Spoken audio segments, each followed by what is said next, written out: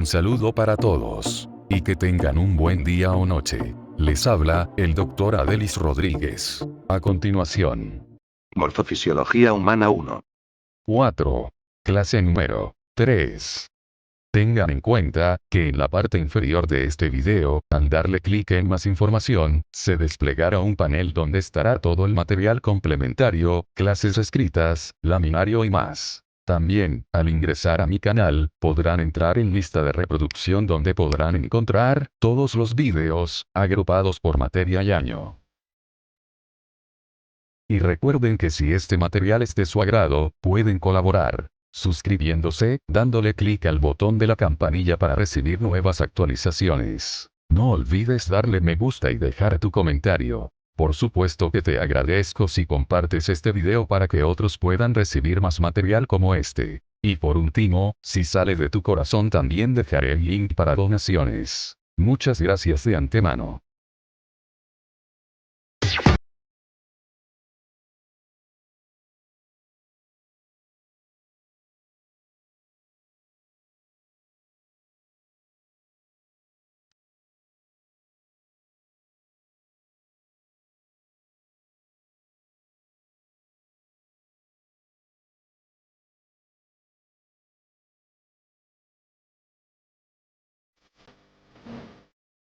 Nuestros saludos a todos los estudiantes y profesores. En la actividad anterior, orientamos el estudio de las características morfofuncionales de los vasos sanguíneos, así como una serie de conceptos que les permitirán comprender la dinámica circulatoria. Las lesiones vasculares constituyen una causa importante de morbilidad y mortalidad en nuestro medio, muchas veces prevenibles por la labor del médico. En esta actividad orientaremos el estudio de las características morfofuncionales de la circulación mayor o sistémica.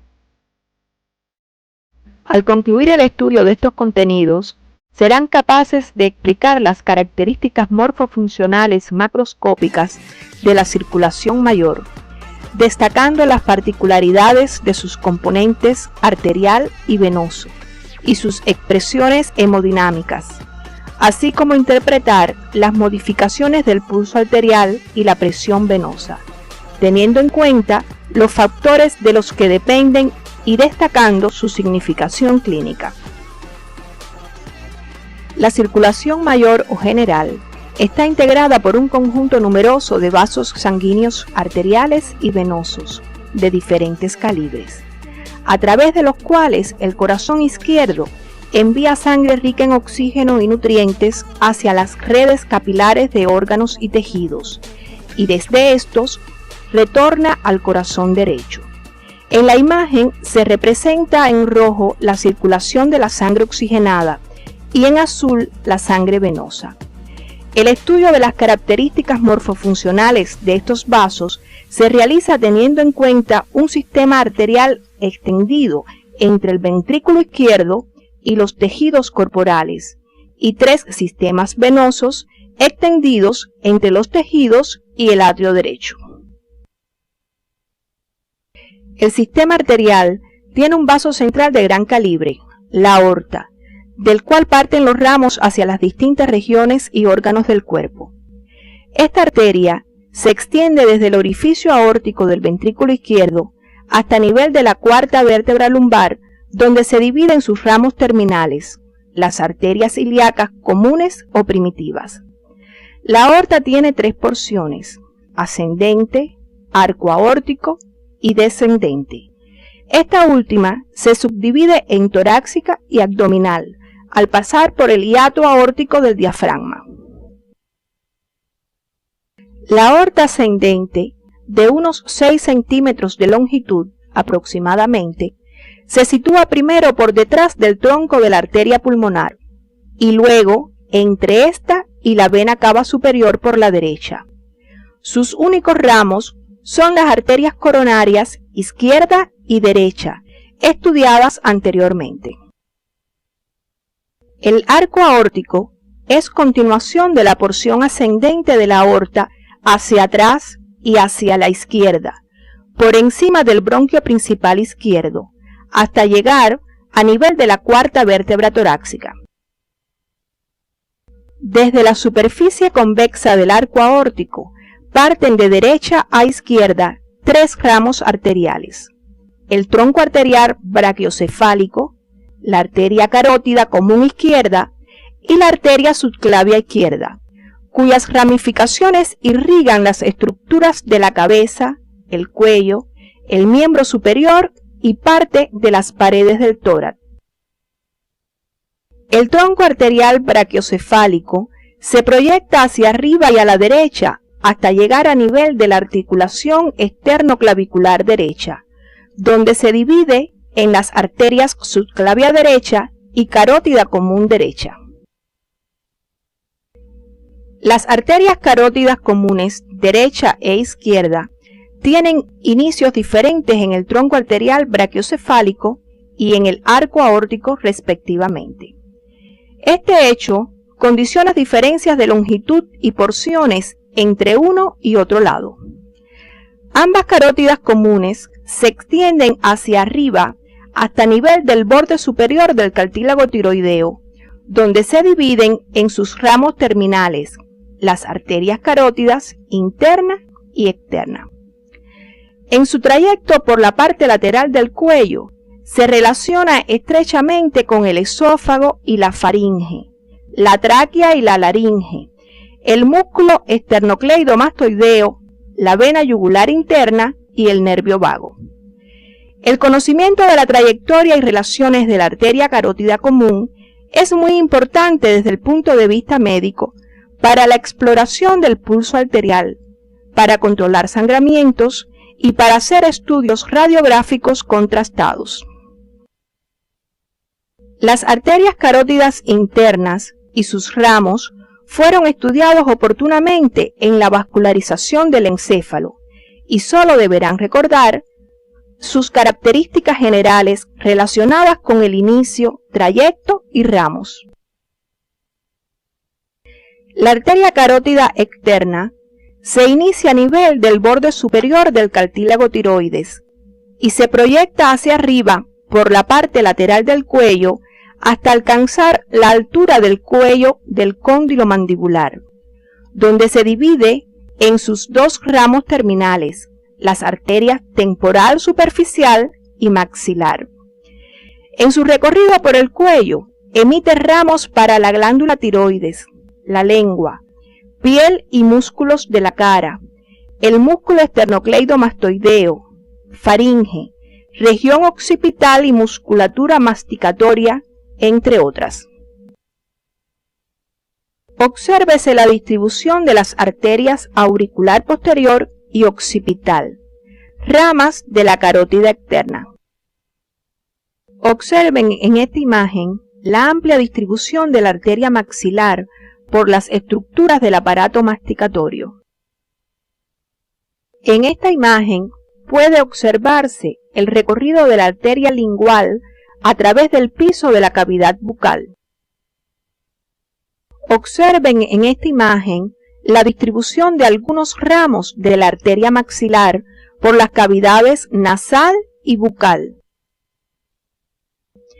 La arteria subclavia se extiende por debajo de la clavícula sobre la primera costilla entre los músculos escaleno anterior y medio, hasta nivel del borde externo de este hueso, donde se continúa en la arteria axilar. La arteria subclavia se divide para su estudio en 3 porciones según su relación con los músculos escalenos, de las cuales salen ramos de menor calibre como la arteria vertebral, los troncos tirocervical y costocervical y la arteria torácica interna. Las arterias subclavias derecha e izquierda, al igual que las carótidas comunes, tienen inicios distintos en el tronco arterial brachiocefálico y el arco aórtico respectivamente. Este hecho condiciona diferencias en su longitud y porciones entre uno y otro lado. Observen en esta imagen la disposición de la arteria subclavia del lado derecho entre los músculos escalenos anterior y medio. La arteria axilar es continuación de la arteria subclavia y se extiende hacia abajo y lateralmente desde el borde externo de la primera costilla hasta el borde inferior del músculo pectoral mayor. Se divide para su estudio en 3 porciones según sus relaciones con el músculo pectoral menor. Entre sus ramos principales se encuentran las arterias circunflejas humerales anterior y posterior, subescapular, torácica lateral y acromiotorácica. Es importante precisar, mediante el estudio independiente, el territorio de irrigación de la arteria axilar. La arteria braquial o humeral se extiende desde el borde inferior del músculo pectoral mayor por el surco bicipital medial del brazo, como continuación de la arteria axilar, hasta el nivel de la articulación del codo, donde se dividen sus 2 ramos terminales, las arterias radial y ulnar. En su recorrido por el brazo se acompaña de nervios del plexo braquial y de las venas humerales, y emite varios ramos para las estructuras de esta región, siendo el más grueso la arteria braquial profunda.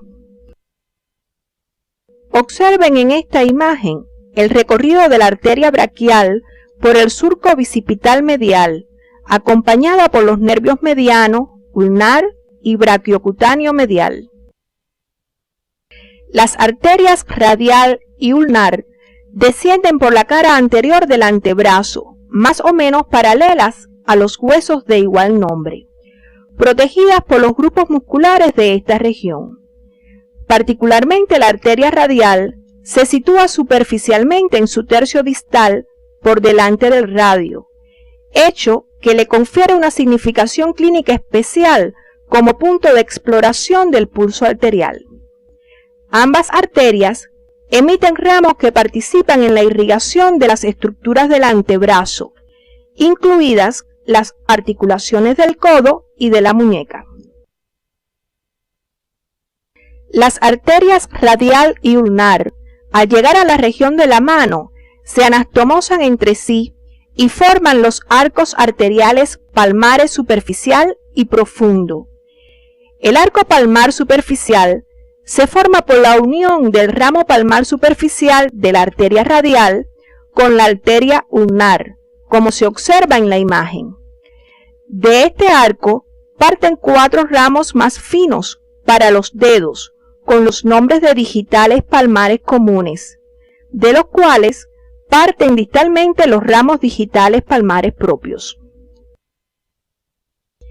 El arco palmar profundo se encuentra formado por la continuación de la arteria radial y el ramo palmar profundo de la arteria ulnar, en un plano más profundo y en posición proximal con respecto al arco palmar superficial. De su convexidad parten 3 arterias metacarpianas palmares. Es importante comprender que los arcos palmares, junto a las redes carpianas con las cuales establecen anastomosis, constituyen circuitos especiales que aseguran la irrigación de las estructuras palmares y dorsales de la mano, con independencia de su estado funcional específico. Una vez orientado el estudio de las características morfofuncionales macroscópicas de las arterias que se distribuyen por las estructuras de la cabeza, cuello, parte de las paredes del tórax y miembro superior, podemos pasar al estudio de la porción descendente de la aorta. Recordemos que esta porción se subdivide en torácica y abdominal. La parte torácica de la aorta descendente se extiende por el mediastino posterior a la izquierda de la línea media, en estrecha relación con los cuerpos vertebrales y el esófago, desde la altura de la 4ª vértebra torácica hasta el orificio aórtico del diafragma. En su recorrido, emite ramos para los órganos y estructuras mediastinales, excepto el corazón. También emite ramos para las paredes del tórax, las arterias frénicas superiores e intercostales posteriores. Observen en esta imagen los ramos intercostales posteriores, esofágicos y bronquiales de la aorta torácica. La aorta abdominal es continuación de la aorta torácica y se extiende a la izquierda de la vena cava inferior, desde el hiato aórtico del diafragma por arriba hasta nivel de la cuarta vértebra lumbar, donde se divide en sus dos ramos terminales, las arterias ilíacas comunes. En su trayecto, emite numerosos ramos para los órganos y paredes abdominales. Los ramos de la arteria aorta abdominal se dividen en parietales y viscerales según su distribución. Los primeros son las arterias frénicas inferiores, lumbares y para algunos autores las ilíacas comunes. Los segundos se subdividen en ramos pares para las glándulas suprarrenales, las gónadas y los riñones, y ramos impares para distintas porciones del intestino, hígado, vaso y páncreas. Por su mayor complejidad, nos detendremos en los ramos viscerales impares. El tronco celíaco se inicia en la superficie anterior de la aorta, por debajo del hiato aórtico del diafragma, y después de un corto trayecto se divide en tres ramos: las arterias gástrica izquierda, hepática común y lienal o esplénica. De cada uno de estos ramos se desprenden otros más finos, como se observa en la imagen, para irrigar partes del páncreas, duodeno, estómago, vesícula y vías biliares. Es importante precisar en los mismos sus territorios específicos de distribución a través del estudio independiente, siguiendo las orientaciones que aparecen en el CD. Observen en esta imagen el recorrido de la arteria lienal sobre el borde superior del páncreas en dirección al vaso. Observen en esta imagen cómo la arteria hepática común se divide en arteria hepática propia y arteria gastroduodenal. La arteria mesentérica superior se inicia en la superficie anterior de la aorta abdominal, por debajo del tronco celíaco, y se proyecta hacia abajo y a la derecha entre las dos hojas del mesenterio, hasta la vecindad de la desembocadura del intestino delgado en el ciego. En ese recorrido, emite numerosos ramos, como se observa en la imagen, para completar la irrigación del duodeno y el páncreas, el yeyuno, el ilion y la mayor parte del intestino grueso. Es importante profundizar en estos contenidos a través del estudio independiente según las orientaciones que aparecen en el CD. La arteria mesentérica inferior, como se observa en la imagen, se inicia en la superficie anterior de la aorta abdominal, un poco por encima del inicio de las ilíacas comunes. Se proyecta hacia abajo y hacia la izquierda, entre las hojas del mesocolon sigmoides, y emite ramos para el colon descendente y sigmoides y la porción superior del recto. Es importante profundizar en estos contenidos a través del estudio independiente según las orientaciones que aparecen en el CD. Las arterias ilíacas comunes son los ramos terminales de la aorta abdominal. Las mismas se proyectan hacia abajo y lateralmente hasta alcanzar el nivel de las articulaciones sacroilíacas, donde se dividen en arterias ilíacas interna y externa. Las ilíacas comunes no emiten ramos colaterales. Las ilíacas internas se ramifican ampliamente para irrigar las paredes y los órganos de la cavidad pélvica. Por último, las ilíacas externas se proyectan hacia abajo en dirección al miembro inferior y al pasar por detrás del ligamento inguinal se continúan en las arterias femorales. Es importante profundizar en estos contenidos a través del estudio independiente según las orientaciones que aparecen en el CD. La arteria femoral, continuación de la arteria ilíaca externa por debajo del ligamento inguinal, se extiende a lo largo del muslo describiendo una trayectoria en espiral. Su parte superior se encuentra en el triángulo femoral, en la superficie anterior del muslo, acompañada de la vena y del nervio femoral. Su parte media ocupa una posición medial y penetra hacia abajo en el canal de los aductores, para aparecer por el ángulo superior del rombo popliteo, por detrás de la articulación de la rodilla, ahora con el nombre de arteria poplitea. Durante su trayecto, el ramo de mayor calibre que emite es la arteria femoral profunda. La arteria poplitea se divide en sus dos ramos terminales, las arterias tibiales anterior y posterior. La arteria tibial anterior, desde el hueco popliteo, perfora la membrana interósea de la pierna y desciende entre los músculos anteriores de esta región, continuándose superficialmente en la arteria dorsal del pie, vaso de importancia médica por las posibilidades de lesiones y para la exploración del pulso arterial a ese nivel.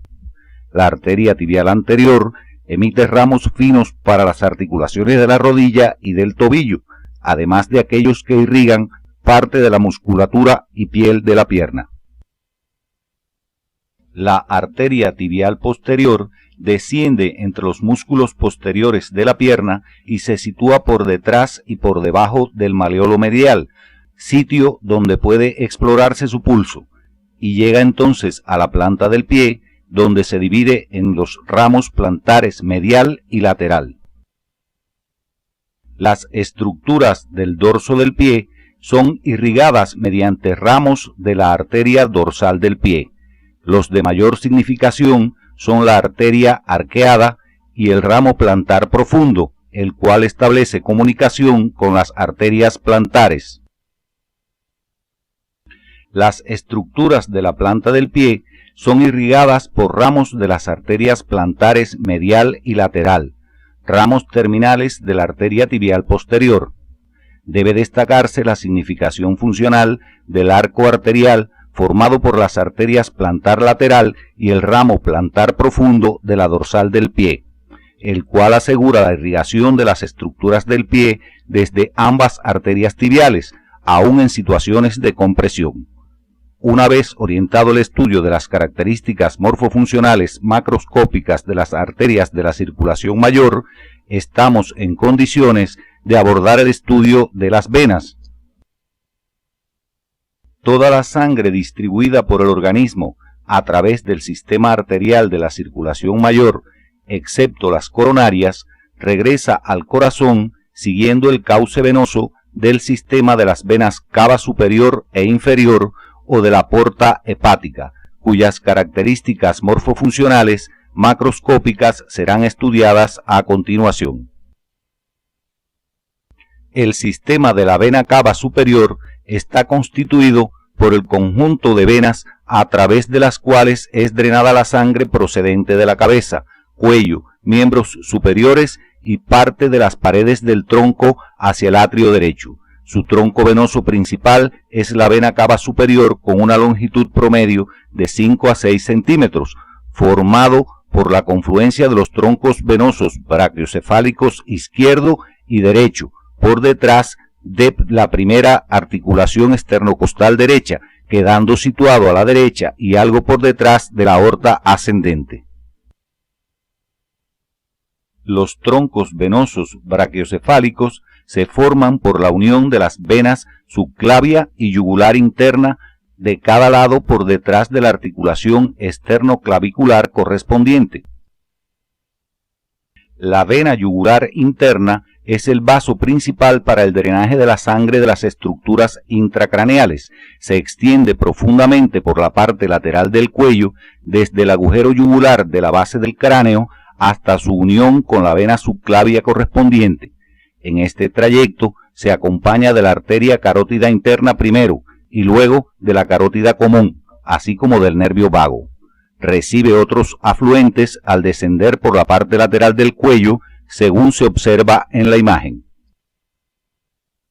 La sangre procedente de estructuras más superficiales del cuello drena a través de las venas yugulares anteriores y externas, las cuales generalmente desembocan en las venas subclavias. La vena subclavia es continuación directa de la vena axilar y drena la sangre procedente de los territorios irrigados por ramos directos de las arterias del mismo nombre, así como de la parte libre del miembro superior. Ambas venas se sitúan por delante y medialmente respecto a las arterias homónimas, en estrecha relación con el plexo braquial. La vena axilar se forma por la unión de las venas humerales de cada lado. A ella llega sangre desde la parte libre del miembro superior a través de venas profundas que acompañan en número de 2 a cada arteria y que llevan sus mismos nombres, y de una red de venas superficiales que se inicia en la parte distal del miembro. Las venas superficiales del miembro superior se inician en el dorso de la mano en un grupo de vasos más o menos cortos que confluyen entre sí y se organizan en sentido craneal en dos grandes venas situadas en los bordes medial o ulnar y lateral o radial del antebrazo, y después en el brazo en los surcos bicipitales lateral y medial, las venas cefálica y basílica respectivamente. La vena cefálica, situada en el surco bicipital lateral del brazo, desemboca en la vena axilar, mientras que la vena basílica se sitúa en el surco bicipital medial del brazo y desemboca en las venas humerales o braquiales que acompañan a la arteria de igual nombre. Es importante precisar que ambas venas superficiales se comunican entre sí por delante de la articulación del codo, mediante un tronco venoso llamado vena mediana cubital, en la cual desembocan otras venas más finas procedentes de la superficie anterior del antebrazo y la mano. Esta vena tiene gran significación práctica desde el punto de vista médico como vía para la extracción de sangre y la administración de medicamentos. Las venas ácigos y hemiácigos se inician en las venas lumbares ascendentes derecha e izquierda respectivamente, en la pared abdominal posterior, atraviesan el diafragma y acompañan a la columna vertebral por ambos lados en dirección craneal. La vena ácigos recibe sangre de las venas lumbares e intercostales posteriores derechas y de estructuras del mediastino, y desemboca en la vena cava superior cruzando por encima del bronquio principal derecho a nivel de la cuarta o quinta vértebra torácica. La vena hemiácigos recibe sangre de las venas lumbares e intercostales posteriores más inferiores del lado izquierdo, así como de estructuras del mediastino. Asciende por el lado izquierdo de la columna vertebral y a la altura de la séptima u octava vértebra torácica gira hacia la derecha y termina desembocando en la vena ácigos. Las venas intercostales posteriores más superiores del lado izquierdo drenan en la hemiácigos a través de la vena hemiácigos accesoria. El sistema de la vena cava inferior está constituido por un conjunto de venas de diferente calibre que permiten el drenaje desde los miembros inferiores, las paredes y los órganos de la pelvis, una parte de las paredes del abdomen y los órganos pares de la cavidad abdominal. Su tronco venoso principal es la vena cava inferior, la vena de mayor calibre del organismo, formada por la unión de las venas ilíacas comunes, situada a la derecha de la aorta abdominal y extendida desde el nivel de la cuarta vértebra lumbar hasta el orificio de la vena cava inferior del diafragma. Las venas ilíacas comunes se forman por la unión de las venas ilíacas interna y externa, a través de las cuales reciben sangre desde los órganos y paredes de la pelvis y de la parte libre del miembro inferior. Observen en esta imagen la disposición de los vasos venosos en la pared rectal y sus relaciones con la vena ilíaca interna. Tienen particular significación las venas del canal anal como sitio de asiento de dilataciones varicosas llamadas hemorroides. El drenaje venoso de la parte libre del miembro inferior se realiza a través de venas profundas y superficiales. Las venas profundas acompañan en número de 2 a cada arteria del pie y la pierna, y en una relación de 1 a 1 para las arterias poplitea y femoral, como se ilustra en la imagen. Las venas superficiales se disponen por debajo de la piel conformando dos troncos venosos principales, safenas magna y parva. La vena safena magna se inicia hacia la parte medial del dorso del pie y asciende por la superficie medial de la pierna y del muslo hasta desembocar en la vena femoral a nivel del hiato safeno. La vena safena parva se inicia en la parte lateral del dorso del pie y asciende por la parte posterior de la pierna hasta desembocar en la vena poplitea. Entre ambas venas existen numerosas anastomosis y son sitio frecuente de formación de várices. El sistema de la vena porta hepática drena sangre procedente de los órganos impares de la cavidad abdominal, excepto el hígado, que lo hace directamente a la vena cava inferior. Su tronco venoso principal es la vena porta, formada por la confluencia de las venas mesentéricas superior e inferior con la lienal, por detrás de la cabeza del páncreas. La misma se proyecta hacia arriba y a la derecha entre ambas hojas del omento menor, acompañada de la arteria hepática y el conducto colédoco hasta atravesar el hilio hepático. Entre los distintos sistemas venosos estudiados se establecen numerosas anastomosis que se agrupan para su estudio en anastomosis cava-cava, anastomosis portocava superior y anastomosis portocava inferior. Es importante señalar que estas funcionan como vías complementarias y en ocasiones decisivas para el retorno venoso de determinadas regiones del cuerpo, cuando existe compresión de troncos venosos importantes como ocurre en el curso de la cirrosis hepática. Deben profundizar este contenido siguiendo las orientaciones que al respecto aparecen en el CD. A continuación, analizaremos las características físicas de la circulación sanguínea. El corazón funciona como dos bombas separadas, derecha e izquierda, que trabajan en serie. El corazón derecho, específicamente el ventrículo derecho, bombea sangre hacia los pulmones. Luego la recibe el corazón izquierdo que la bombea al resto del organismo. La sangre de retorno llega al atrio derecho. Observen además los vasos linfáticos asociados a la circulación sistémica que serán objeto de estudio en nuestra próxima actividad orientadora. La función de las arterias es transportar sangre a una presión elevada. Sus paredes vasculares son gruesas y la sangre fluye con gran rapidez. Las arteriolas son las ramas más pequeñas del sistema arterial. Tienen paredes muy gruesas y regulan el flujo de sangre a los tejidos, por lo que se consideran vasos de resistencia. En los capilares se ejecuta la función básica de la circulación, o sea, el intercambio de sustancias entre la sangre y líquido intersticial. Las vénulas recogen la sangre de los capilares y se reúnen gradualmente para formar venas de mayor calibre. Las venas son de paredes delgadas, conducen la sangre del retorno al corazón y actúan como reservorios de sangre. En la figura se muestra el porcentaje del volumen de sangre total presente en las distintas partes de la circulación. Observen que el 84% de todo el volumen se encuentra en la circulación sistémica y el 16% en el corazón y los pulmones. Del 84% del volumen de la circulación sistémica, el 64% se encuentra en el sistema venoso, un 13% en las arterias y solo un 7% en las arteriolas y capilares.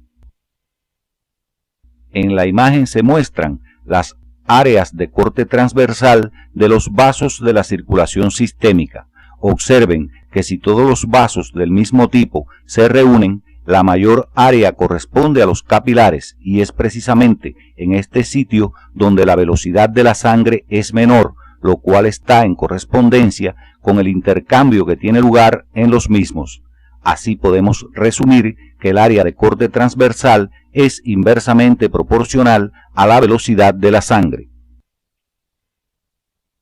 Como el corazón es una bomba pulsátil, la presión arterial fluctúa entre una presión sistólica de 120 milímetros de mercurio y una presión diastólica de 80 milímetros de mercurio, siendo la presión arterial media de 100 milímetros de mercurio.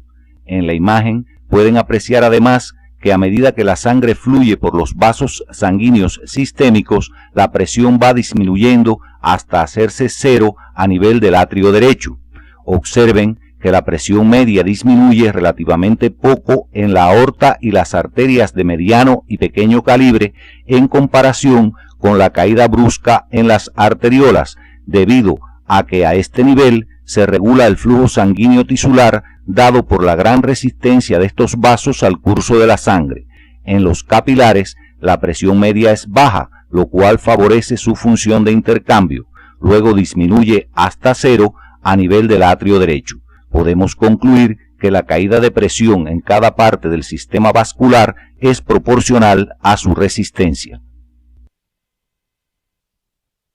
La figura muestra un registro de presión del pulso en la aorta. Observen que la presión sistólica sube bruscamente hasta alcanzar su valor normal de 120 milímetros de mercurio. Luego cae en la diástole hasta 80 milímetros de mercurio. La diferencia entre estas dos presiones de aproximadamente 40 milímetros de mercurio se denomina presión diferencial o presión del pulso. Existen dos factores principales que afectan la presión diferencial: el volumen sistólico y la adaptabilidad vascular, y un tercer factor menos importante que es el carácter de la eyección ventricular. En la imagen pueden observar que si aumenta el volumen sistólico, mayor será el volumen de sangre que tiene que acomodarse en la circulación y mayor será la elevación de la presión en la sístole y su caída en la diástole. En consecuencia, aumenta la presión diferencial. Por ejemplo, si aumenta la presión circulatoria media, aumenta el retorno venoso, el volumen sistólico y la presión diferencial. Si disminuye la resistencia periférica total, la sangre pasa más fácilmente de arterias a venas, aumenta el retorno venoso, el volumen sistólico y la presión diferencial.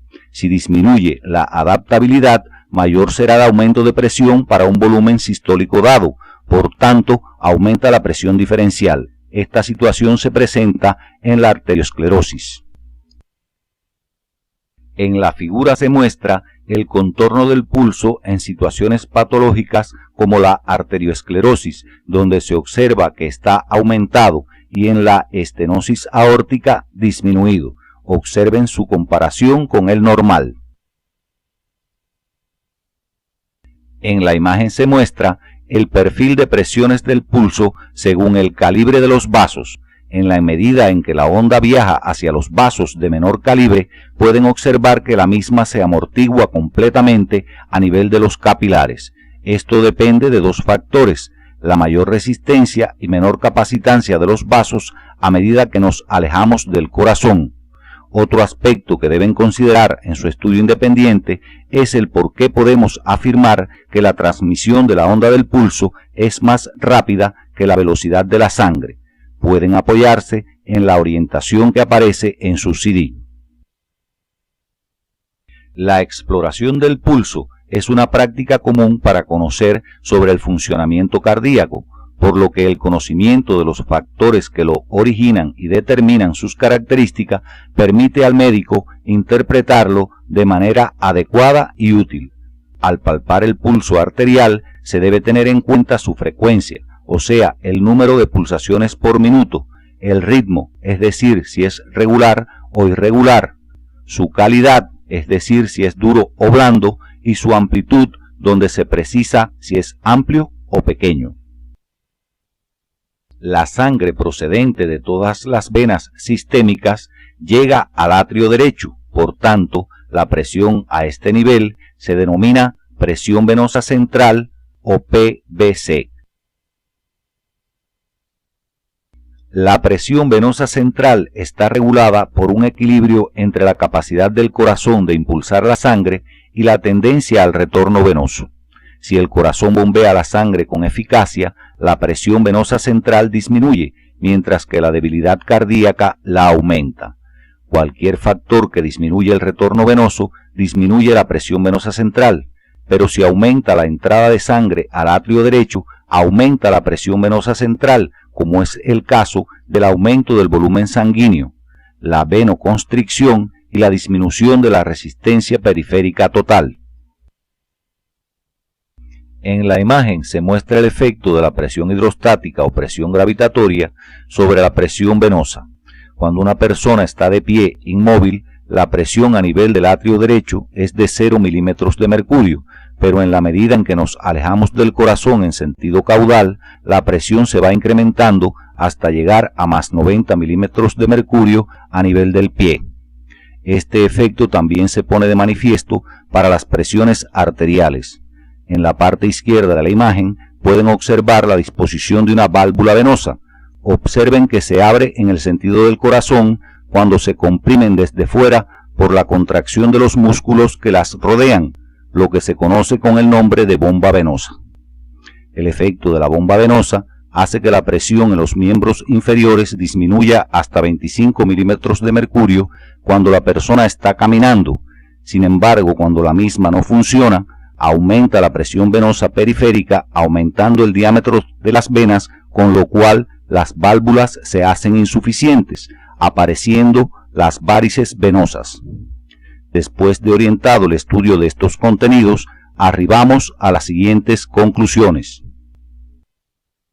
Las arterias de la circulación mayor conforman un sistema de conductos de ramificación continua que garantiza en condiciones normales la llegada de sangre hasta las redes capilares de todos los tejidos del organismo. Cada sistema venoso de la circulación mayor está relacionado con el drenaje de una parte específica del cuerpo, a la vez que las anastomosis existentes entre ellos les permiten funcionar como un todo. Las características del pulso arterial son expresión del estado funcional del corazón y los vasos sanguíneos. Las venas son vías de retorno de la sangre al corazón y por su capacitancia contribuyen a regular el gasto cardíaco y la presión arterial. En la actividad de hoy orientamos el estudio de la circulación sistémica o mayor con sus sistemas arterial y venoso, además de sus presiones, resistencias y los efectos que sobre ella tiene la presión hidrostática. La principal función de la circulación sistémica es el intercambio de sustancias entre la sangre y el líquido intersticial y se lleva a cabo a nivel de los capilares sanguíneos, los que se auxilian de los linfáticos para realizarla. La alteración de la función de los capilares sanguíneos y linfáticos puede dar lugar a la producción de edema, el cual es un signo que acompaña a diversas enfermedades. Las características morfofuncionales del sistema vascular linfático y la función de los capilares sanguíneos serán objeto de estudio en la próxima actividad orientadora.